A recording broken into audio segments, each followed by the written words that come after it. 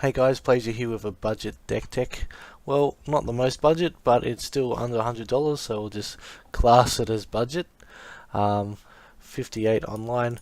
Now, some of these things you may have already, so that could probably reduce your price. You know, stuff like Prophetic Prisms and Contraband, Kingpins, and that sort of stuff is not terribly expensive. And even the planeswalkers aren't that expensive, so a lot of these things you might have already, so it might reduce the cost for you quite a bit. Alright, let's get into it. Right, number one way to win. Well, not number one as in the most important, number one as in the first one we're going to cover, and there's four. So first one is Tezzerator's Touch. So we're going to make an artifact of 5/5, and then we're going to swing at them with this artifact. So 5/5 is they have to answer that pretty quickly, or they're just going to get run down. The good thing about it is that when they do deal with Tezzerator's Touch, we get that artifact back. So what we want to be doing is casting it on a Prophetic Prism, because that hasn't entered the battlefield. We get to draw a card, which is very useful. Survey Schematic lets us make basically 2 overall servo artifacts, which is also really good because these servo artifacts help to protect our Planeswalker, which is the second win condition we're going to cover here. The Tezzerator, the Schema, lets you create a bunch of artifacts, which is very useful. We can use them to sacrifice them with the Herald, or we can use it to get out something. Another great thing is that he can get rid of anything that's like some nasty dragon, whatever it is that happens to be in your way with his -2. So very useful, and basically he ults really fast. So he starts on 5, first turn 6, second turn 7, third turn 8, then he ults.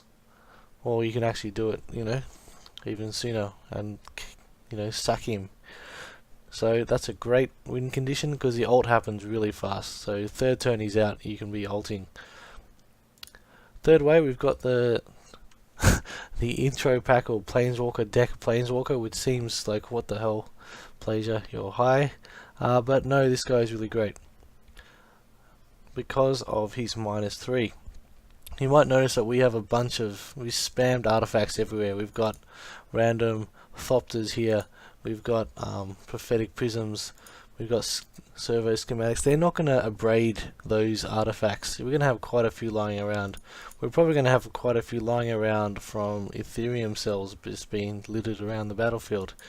So when they lose life equal to the amount of artifacts we control, they're not going to have much life left after that, especially because we've been beating them down with Tezzerator's Touch, etc.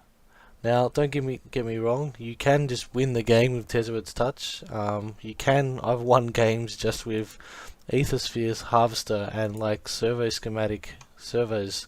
Just if they don't have the answer, they don't have the answer. Next up, we got the Herald of Anguish. Is a really cool demon. At the beginning of your end step, each opponent discards a card. So you get it down, you have your end step, you pass the turn, so they lose a card. So that means they're losing a card every one of your turns as long as you have the Herald out, which is quite good. Second up, we've got Sacrifice an Artifact. Target creature gets -2/-2 until end of turn. Now we have tons of artifacts as we've discussed previously, so this is a very synergistic deck. It all works together really well. Alright, other cards before we get into the mana base. Battle at the Bridge, we use all our artifacts. We gain a lot of life as well. A lot of people forget this part about Battle at the Bridge. And we can kill indestructible things, whether it's -X/-X, so it's a really great removal spell. Contraband Kingpin gives us life, which is good because we want to get to sort of the bit of the game where we've got planeswalkers out and that sort of thing. We're not racing most of the time, but we can be really explosive with Tezzerator's Touch and like an early Herald. so it can be fast or slow depending on what draw you have. So it's very flexible deck. Now, because we're having lots of artifacts come in, we get to scry, which means we can scry to whatever we need. We might be wanting, our Herald will be really great, so we'll just filter our deck down to Herald. Gifted Aetherborn is a great Death Toucher dude. There's nothing wrong with going 2 less Contraband and 2 more Gifted Aetherborn depending on your local meta. Ethersphere Harvester goes really well with these little servos that come out.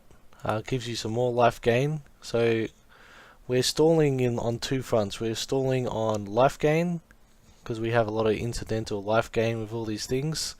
We've got life gain here and here, and we also have lots of life gain, lots of just blockers, sorry, like through servos and all those little dudes. You know, people don't like attacking into death touches that gain your opponent life, so that's another thing as well. Now we have a lot of servos and Thopters and such, so Master Trinketeer is a really great dude who makes them bigger, and you can actually win games by just having some servos and Thopters and make some more servos. It can happen, you know, if they don't have an answer straight away, they can be dead to this as well. So there's a really diverse amount of threats, and that's why a version of this deck, so this deck was based on a MCG Goldfish article, a deck tech that I quite liked the idea of, but I liked the Esper version because we get Master Trinketeer, pumps up all our servos and Thopters, you know, is dangerous on his own, not the worst body in the world. If you need him to block, he can block and kill someone with 3 toughness, you know, he's a pretty good dude. Alright, so for land, we've got 3 Concealed Courtyards. Now these are, I think they're the most expensive card in this deck, I'm probably wrong. Gives you a few more sources of white mana. Now we have lots of sources of white mana actually, so that's why we can go splash a bit of white in here as well.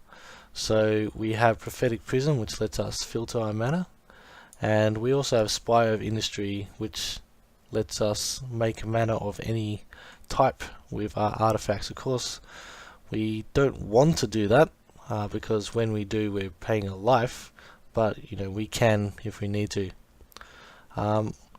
Fetid Pool is, I really like this tap land because it gives us our blue and our black, and it has cycling. So if we're flooding, if we don't need lands at the moment, we've got enough, and we, you know, draw a fetid pool, we can just cycle that away. Inventor's Fair is another way for us to gain life. We can also sacrifice it to search for an artifact card if we want, but I'm not sure we'd want to do that. We possibly might want to do it if we've got an Aethersphere, whatever. Alright, for a sideboard plan, the other reason to go Esper, to add white to a predominantly blue-black deck, is so that we can not get owned straight away by artifacts and enchantments, which Fragmentize deals with quite nicely. Now, the Hope of Girapur, however you pronounce that, and the Gifted Aetherborn, you can fiddle with those numbers if you want. Like you might want to go 3 Hope of Girapur, and like, you know, you might want to go 1 less. You might want to go, you know, less of those and more of these.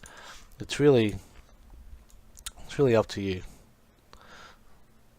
Alright, Metallic Rebuke.